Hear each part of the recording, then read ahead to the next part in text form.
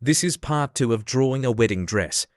In this video, you'll learn how to paint a creative white wedding dress with a new idea. The base in this section is intentionally painted in darker tones. This helps artists later highlight and refine the dress using white pencil or acrylic white freely.